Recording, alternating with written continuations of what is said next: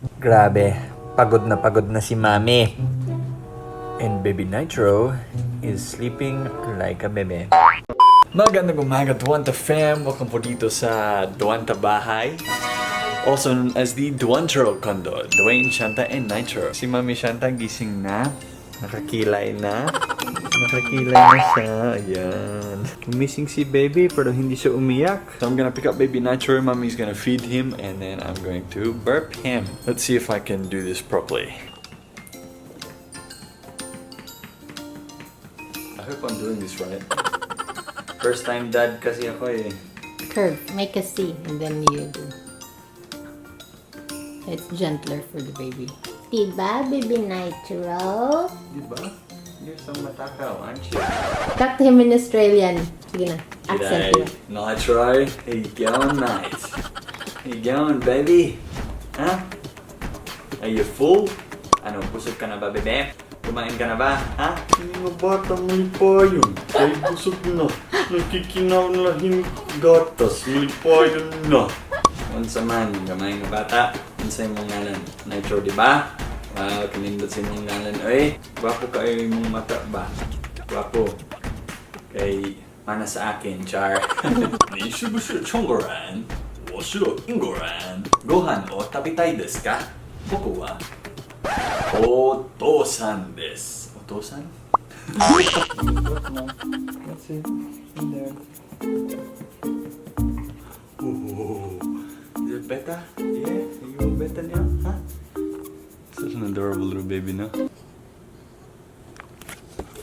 Okay. Tulog na si bebe. Gawa na tayo ng video habang nakatulog siya. Hey, Duwanta fam. We're gonna try and keep our voices down because we don't want to wake the baby. Medyo tahimik po ang ating boses ngayon. Medyo intimate na itong video na to. Tapusin muna natin yung classic intro ng Duwanta.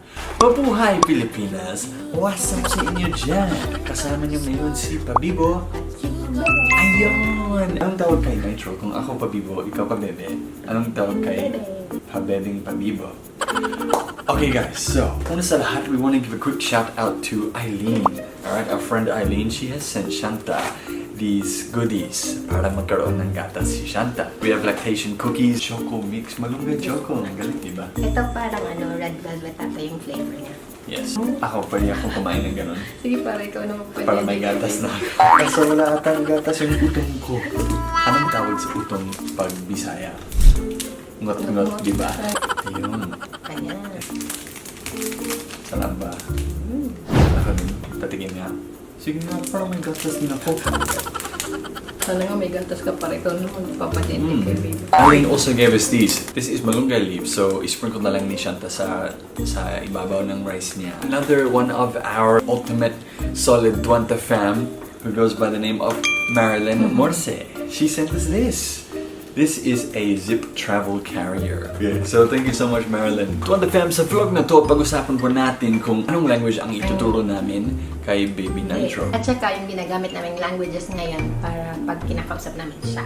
When we talk to baby Nitro, siguro nakita nyo sa ibang mga video namin kasi wala masyadong kaming footage of Nitro sa mga video namin. We use a mix of English. I speak to him in English and Tagalog. No? I speak to him in English and Waray. Okay, so we have English, Tagalog, and Waray. They're the languages we've been speaking to him since he's been home and even nung nagbisita kami sa kanya nung nasa hospital pa siya. When I speak to him in English, I try to speak to him the way I used to speak when I lived in Australia. Pero feeling ko parang na-corrupted na yung accent ko dahil matagal na ako dito. Because I want him to have that Australian accent. He's half Filipino, half Australian. Pero feeling ko ma-influence pa rin siya sa mga friends niya. And Kaso dito sa Pilipinas, American English yung diba? ginagamit. And then I speak to him in Tagalog din because I wanted to grow up knowing how to speak Tagalog. Kinausap ko siya talaga yung Waray. Kasi Waray ako. So sabi ko sa kanya, maupod ka na amuna, mauli ikaw, mauli na ikaw. Yun yung ibig sabihin nun, uwi ka na, uwi na tayo, tara na, ganon. Tapos pag like sinasabihin ko siya, oh, ginggugutom na ikaw, ha? Ginggugutom na ikaw, makaon na kita. You want to teach him Bisaya?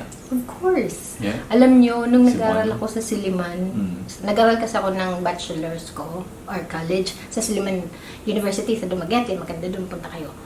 Nung pumunta ko doon, hindi ako marunong magbisaya. So, it took me 6 months bago maintindihan yung language. Pero nagsasalita ako ng Tagalog. Tapos walang kumakausap talaga sa akin kasi ayaw nilang mag-Tagalog.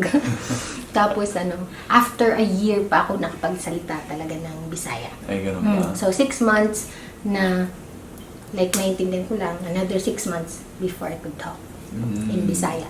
So maganda na alam niya lahat ng mga languages na kaya natin ituro sa kanya. Feeling ko we can't teach him too many languages. Baka ma-overwhelm siya. Hindi, tuturuan natin siya ng English, Bisaya, Waray, Chinese, at saka Japanese. Chinese and Japanese. Parang ma-overwhelm siya niyan. Kasi I've seen people who try to raise their babies bilingual, which is good, 2 languages. 3 languages is a bit hard, but like 4 or 5, grabe, sobrang na yan. I think it would be easy for him to do Waray and Bisaya. So, hindi na naman kailangan yung aral. Yung aralan... Hindi, Tagalog, Waray, English. Yun yung inisip ko. Bisaya. Kasi he's half Australian, so English, he's half Waray, so Waray. And then Tagalog, national language of the Yeah, but Bisaya is maganda din. Maganda yung Bisaya. Bro, it's too many. It's parang 4 languages. He has to remember. Kasi parang pag Waray ka, nakakaintindi ka ng Bisaya. It's just that you can speak in Bisaya. Pero I think, maging madali sa kanya. Pag marunong siya mag-Waray, maging madali sa kanya mag-Bisaya. Siyempre, alam natin lahat, Chinese is language of the future, no? They're taking over the world na kasi. So, sa ngayon, nag-aaral ako ng Chinese. Eventually, I guess, tuturuan natin si baby ng Chinese. But maybe not as his, like, one of his first languages, no? Oh, hindi pa. Later on na. So, bali, his first language would be English, Tagalog, Waray. Yeah. And then, he will learn Bisaya kasi madali lang dun. And then, Chinese. And guys, so yan ang plano namin kay Baby Nitro. He will speak English, Tagalog, and Waray. First languages. His first languages. Okay. Kasi don't copy your names. It's good to know a variety of different languages because when you only speak English, you only understand one form of communication or one way of communicating. When you speak a different language, you all of a sudden understand a different sense of humor that you just never thought was there, never existed. Different things are offensive just because of the way they sound in the language. Dahil natuto ko ng Waray, me and Shanta can, like, madali siyang kausap and we have no misunderstanding. So it works for us. So in saying that, if you want to learn Tagalog or Bisaya, sign up to PhilTalk. PhilTalk is a website we created back in, I think it was 2018. It's a social media platform with an option to learn Tagalog and Bisaya, and later on we'll be introducing a dating platform on the website. So, yung walang forever. Yun lang po ang ating vlog for today. Alam niyo na kung ano ang mga languages ni Baby Nitro. Pabebeng, pabigo. Yeah. So, 3 languages. Tingnan natin kung kaya niya. Kung kaya niya ng 3 languages at the age of, what should we say, 5 years old before papasok siya sa school. Anong edad siya papasok sa school dito sa Pilipinas? Hindi ko alam kasi hindi ako nag-kindergarten. Before he goes to school, dapat alam na niya mag-Tagalog, English, and Waray. Dapat talaga. Grabe, Dapat pressure. Okay guys, thank you so much for watching and we'll see you in the next video. Abangan nyo, araw-araw na tayo nag-upload, no? Ang galing mo, So wakas, yes, may motivation na ako dahil may baby na tayo. Kailangan kumita ng pera. Okay guys, see you in the next video. Bye for now. Salamat po. And I'm crashing into you, oh baby, wherever you go.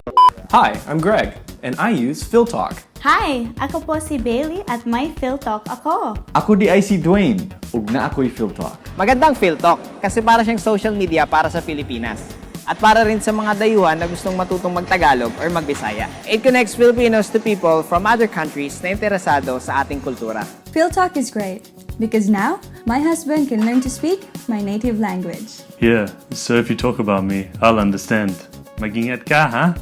If you want to learn Tagalog or Bisaya, PhilTalk is awesome. It's simple. Just go to philtalk.net and create an account. If you sign up with a free account, you get to do things like post your status, add friends, join groups, and really connect with the Filipino people. And if you sign up for a premium account, you get all of that, plus full access to a Tagalog program and a Visayan learning program. PhilTalk is a way for foreigners to connect to the Philippines and for Filipinos to connect with foreigners. Sign up to PhilTalk today!